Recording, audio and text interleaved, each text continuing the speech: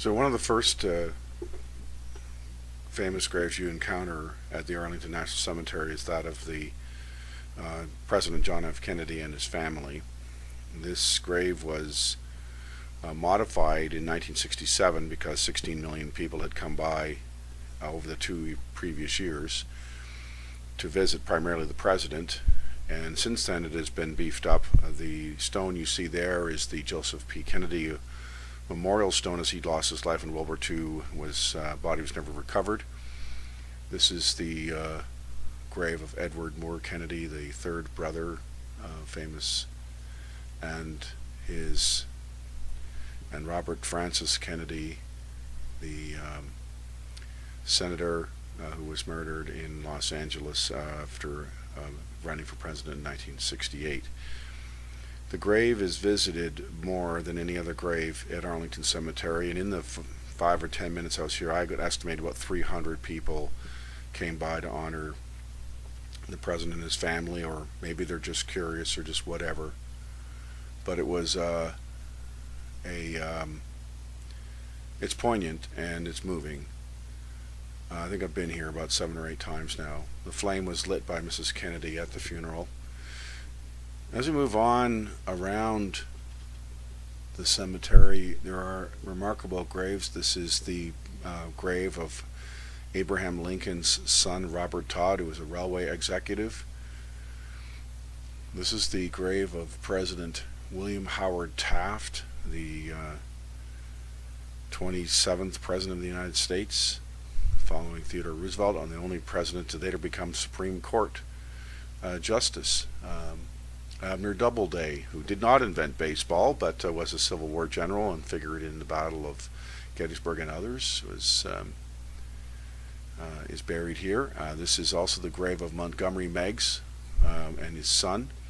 Montgomery Meigs, of course, is the man who was tasked with laying out the cemetery here, and it was in Robert E. Lee's wife's family plantation where all this was laid out, and they laid the graves out right to the door to make sure that this property could never be used again as a farm. I also went looking for some more obscure graves. Arlington is a vast place, and it is far hillier than you maybe would let to be believe when you first look at pictures of it. And it's a day,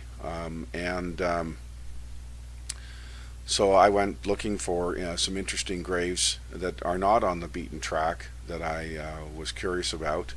They have a wonderful grave finder in the visitor center. If you just type the grave, and it'll actually show you how to get there. I actually wrote the numbers down of the graves thinking they would all be logically dispersed. That was a myth, and so I spent a lot of time running around because they're completely out of phase in many cases, and it's very difficult to know from one to the next exactly where to find things. These graves here are that of astronauts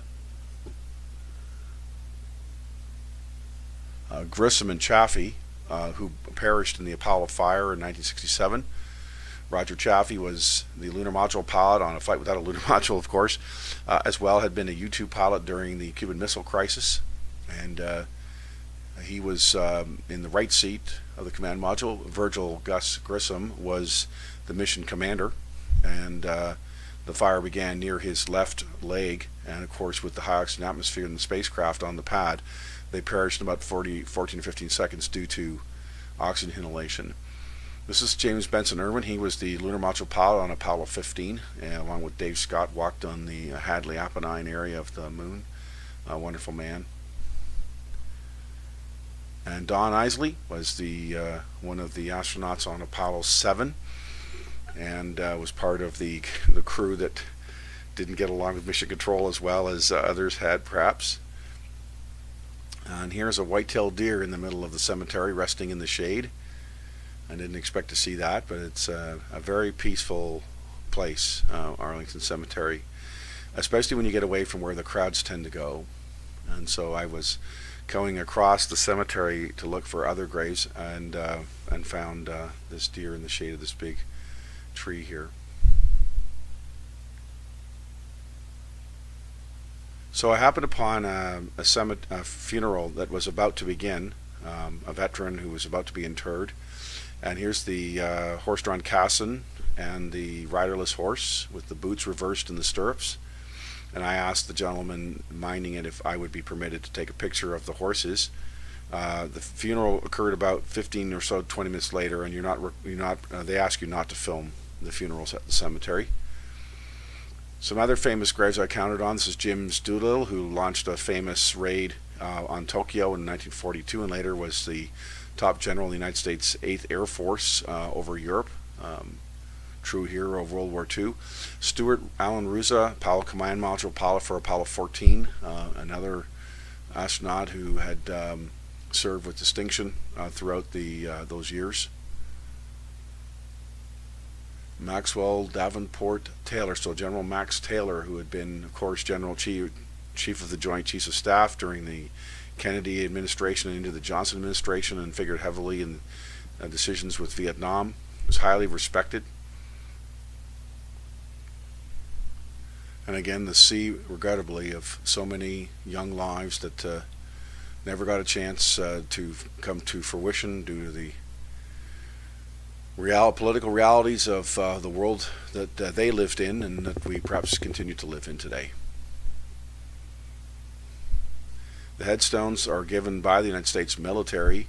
If you want a fancier one, you pay for it yourself. We were passing by the Pennsylvania side of the White House, and so here's a view just taken cursorily as we passed by the park there. We're going into to the De La Salle House, and then the ever-present squirrels and so on. So then we walked down the houses. You can't always take pictures in them. There was some very beautiful scroll work here on the top of this building. I don't know the identity of the building. And this was on our big walk to the National Portrait Gallery, which is near the arena where the Washington Capitals and Stanley Cup champions play hockey. This is a bust of one of my heroes, Booker T. Washington.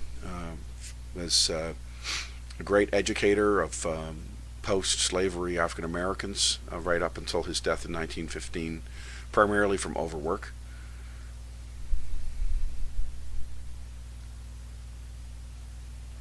And of course, there's so many others. This is a famous Gilbert Stuart painting. It's on one of the stairs, so the lighting's a little bit weird, but it has Grant and his generals across the front. It's sort of a surrealist type painting. It's a painting of Robert Francis Kennedy, probably not too long before he passed away, given the hairstyle.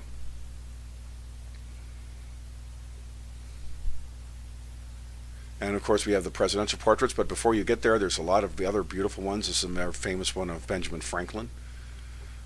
And again, these are all originals. And in this case, I don't know if it's painted by Gilbert Stuart, but it may well have been. A lot of times the famous people would paint the face and then somebody else would paint the rest of it. Also paintings made of the West to show the incredible grandeur of the mountains and so forth to the people in the East when the West was still, very much an unsettled frontier. And here you see scenes that are, representative of Yellowstone or Yosemite or whatever. This is the Gilbert Stuart painting of George Washington. I'm not sure off the top of my head of which is the original, if this is it, or if there's one in the White House, which is closer to it. I forget now. Of course, a famous portrait of Abraham Lincoln, done probably about in the mid-1860s, I would imagine, maybe 1863 or so. He doesn't look quite as aged as he did before his death. This is a painting of Franklin Delano Roosevelt with the hands showing all of the different things he did. There's an equally and arguably better painting of Mrs. Roosevelt, Eleanor Roosevelt, with her hands doing all that she did. This is by far the most famous painting right now, most attended painting, is that of President Barack Obama. When I was there was a lineup to take pictures of it that must have been 100 or 150 people, and I was by it 2 or 3 times, and it was always like that. It was amazing the amount of interest that this portrait generated. And this is a gate view of Arlington Cemetery. You can see the Lee Custis Mansion. And that's our trip to Washington, D.C. That day we did 2 different things, and it was a very less touristy trip, but a very interesting one, and I very much enjoyed it. Thank you for watching. If you enjoy my videos, please subscribe and look forward to making more of them. Thank you.